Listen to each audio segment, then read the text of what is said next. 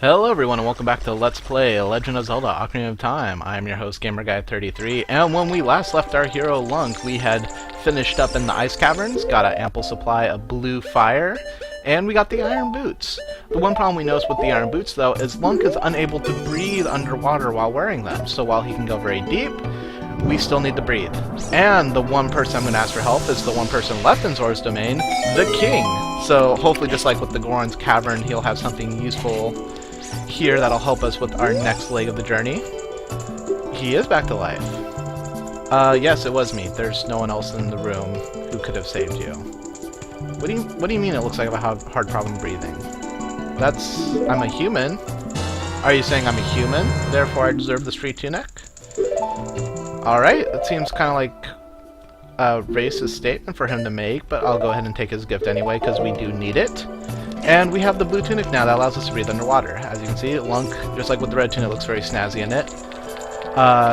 It makes his white legs stand out a lot more, I notice. Oh, Lunk! No! It's a waterfall, very high up. You could dive in water before that, but that's not an option, because there's ice everywhere. Speaking of ice, we have one more red ice location we need to melt, as is the last one that I can think of off the top of my head, so this led to the shop originally. Let's see if there's anything cool in there now. That is a horrible pun that I did not even consider cool in a frozen Zora's domain. So we got the shirt for 300 rupees, we just got that for free, and a bunch of other stuff we can get outside, so we actually don't need anything from the shopkeeper. Coming to him was kind of a waste of time. So what we're going to do is we're going to gear up and head over to Lake Hylia.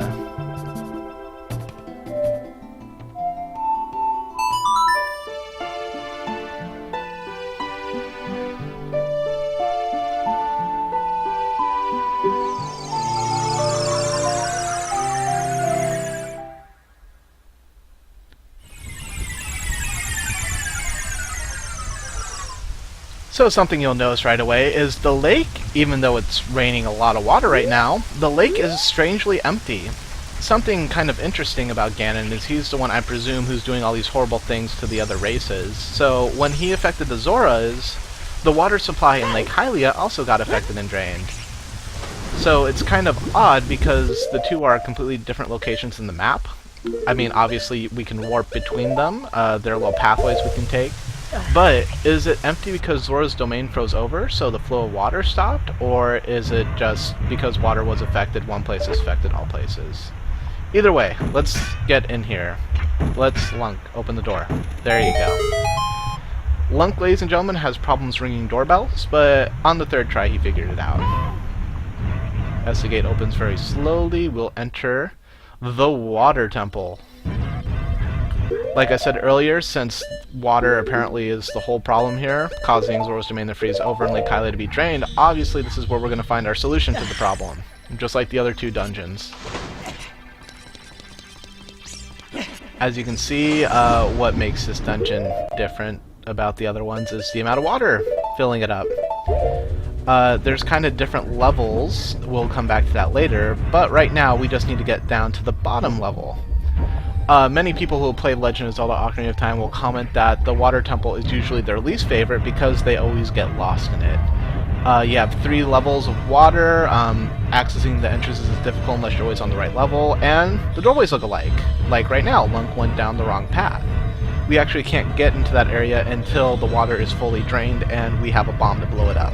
Since bombs do not work underwater like most of our tools, we'll have to go a different way. And this way looks as good as any. I'm sure there won't be any surprises here. Except, here's Princess Ruto. Except she's an adult now, wearing earrings. And is also apparently our fiancé. We didn't make any vows 7 years ago. You gave me a stone for saving you. You called it the Zora engagement ring, but that's not how engagement rings work. I mean, I think I would have to give you something. Like, a ring and not an actual stone. In fact, you're wearing earrings right now that are very pretty and blue. Who gave you those? Marry that person. Don't marry me. I don't want to be a furry, a fishy, a scaly. I don't know what you would call people who are into fish people, but I'm not one of them. So, flattering offer, let's just worry about fixing the Water Temple. So I'll just follow you swimming up right now.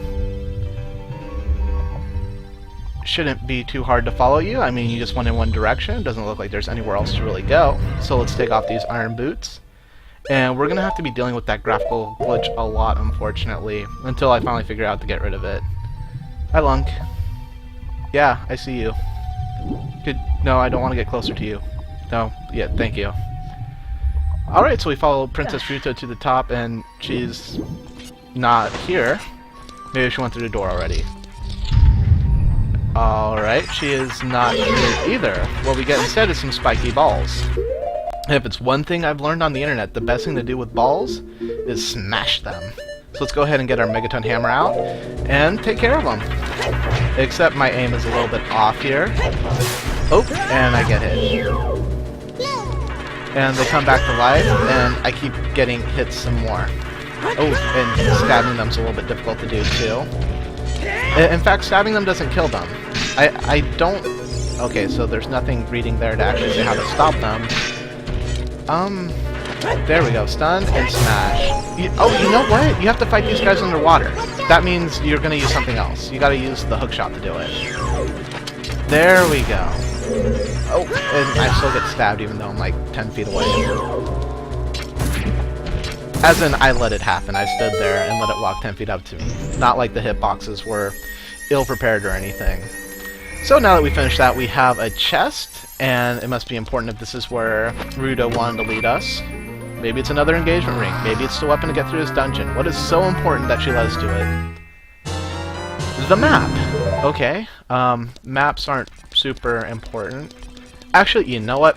I lied. This is the water temple. The map probably would be very useful in here, because I always lose my way. So now that we have the map, we need to actually drain the water level before we do anything else in here. So let's get out our Ocarina, and since we have the Triforce, let's go ahead and play Zelda's Lullaby here and see what happens.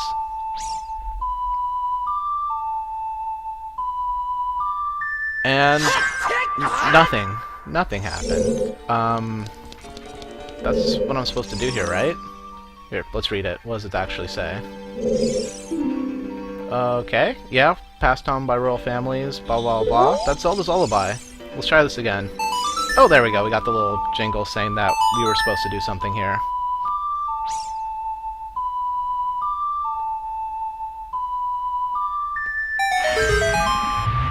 So this time we actually managed to get the water level drained, which means we can explore the bottom part of the dungeon finally. And Lunk doesn't hurt himself this time. Ah, torches. And fire. Well, I can't use my DQ sticks, so I guess we're just gonna have to use arrows instead. Line up the shot here. No, that's not gonna work. More this way a little bit. Here, let's see if I can get the camera to do a straight line between the 2 points. How's that? That looks good. Not big enough though. Let's over to left. There we go. So I can actually shoot the metal part and it'll light it on fire. A little bit higher, and there we go. So I got this door opened up. Let's see what is inside after I restock some arrows. Pro tip for anyone who's played a Legend of Zelda game before, the pots will either have random items if you're just randomly on the middle of nowhere, rupees if you're just in like a house somewhere. But if you're actually looking for items to solve a puzzle, usually the items in the pots will be there to help you solve the puzzle. So like, for example, that time we had arrows. If the room is bombable, then it will actually have bombs in the pots or something like that. So basically the pots are about as effective of a hint as the Gorons were. So normally you have to take these guys out with the hook shot because you're underwater and that's the only thing that works, but you can use arrows when it's dry. Works a little bit faster, and you don't ricochet off the top of their hard clam mouths. So for our efforts, we get a small kit, a lot more useful than a map will ever be. And we can start progressing to other parts of the dungeon now, too, now that the water level is lower. So, first off, looking over here, more of those spiny guys, we're just going to pass those up right now. This doorway looks interesting. Let's go ahead and just jump in there for now and take a look at what is in here. Gonna need the iron boots again. This is something I appreciate about the new Legend of Zelda game coming out for the DS. It's a lot easier to switch between your items by having that extra touchscreen out instead of always having to like pause, equip them, unpause, and then resume the gameplay. And I think that's going to be too far away for us to hit. Well, let me test. Nah, it's too far away. So, once again, Water Temple. Kind of a bit confusing, so we're going to have to work our way around a little bit.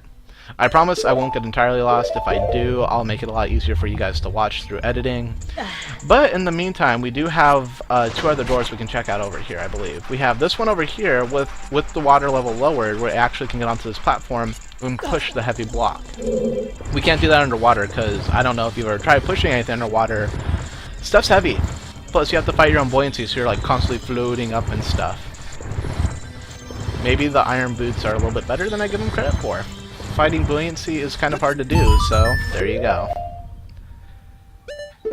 Like we're about to do right now. Except I didn't actually equip the iron boots, I just highlighted on top of them. Let's try this again. There we go. There we go. Underwater, breathing fine, and now we're going to need to go up again. I feel like some flippers would be a lot more effective instead of iron boots. That way you can just free go underwater. Free go. Free roam. So we are in... There's a spider dude, there's a switch, and there's some water. If I know anything about switches, usually the solution is to hit them, and we solve the puzzle. And it sounds like the water... Yep, the water is coming up. So we're going to go ahead and make that jump. Let's see if one can do it. There we go. I thought I was going to miss because the water level was still kind of high. And it looked like the tech tank, I think those are what those are called, jumped off the edge for us, so we didn't even have to deal with them. Very convenient. That'll happen a lot in this dungeon where they kind of just hop away out of danger. And as we use the iron boots once we get underwater, you might look up there and see a switch, which, can I hit that from here? Yes, I can. And that opens that door, but you can hear the ticking. We're on the timer to actually get up there. And that ramp isn't, you aren't able to run up it, so we're going to go ahead and actually need to do this a different way. Yeah, there's a hook shot there, but it's going to be hard to reach, so let's go ahead and try this a different route. Yeah, I'm not going to be able to hit it from there either, so I think I'm going to need to take off my shoes and get a little bit higher up here. Let's try swimming over to this pipe over here that I was trying to run up before but couldn't run up. Sink back down, and that should give us a good angle for the switch and the target for the hook shot.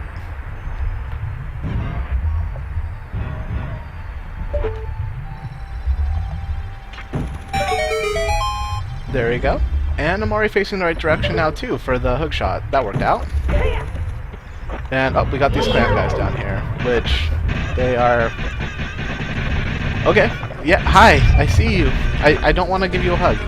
Okay, there was no way around that, so let's take off our shoes and just avoid these guys in the meantime. Swim up, swim up, swim up. Ooh, they can follow me up. That's kind of scary. But let's not focus on them for now. Let's look at what's over here. We got a chest and a switch. I was feeling the switch is what's going to let us out, so we'll just get the key in the chest first, and then hit the switch.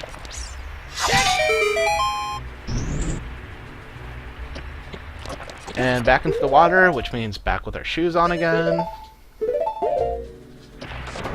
You figured Japan would make a video game less focused on shoes, because usually when you're walking inside a place, you take off your shoes.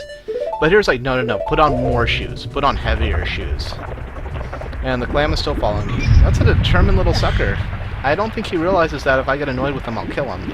So, you should just stay away. Alright, so we're going to head back the way we came, which means we'll actually have to deal with the spider dude this time, because he'll jump at us. So, one slash, one slash. Nice and easy with the Master Sword. Goes down in 2 hits. As a kid, he probably would have taken 4 hits instead. That's why there are actually different colors on the Goron Mountain. They're red and a little bit weaker. The blue ones are a little bit stronger. And we're going to go back into the water and walk back out the way we came. Take off our shoesy here. Wish there's a faster way to swim upward, but usually when you swim you start just going around in a circle, so it doesn't really help too much. Oh great, that's not how I'm gonna get out. Okay, so apparently we need to use the hook shot on the bottom area to get back out of here. But we're out of time, so we'll take care of that in the next episode. Take care everyone, and I'll see you next time.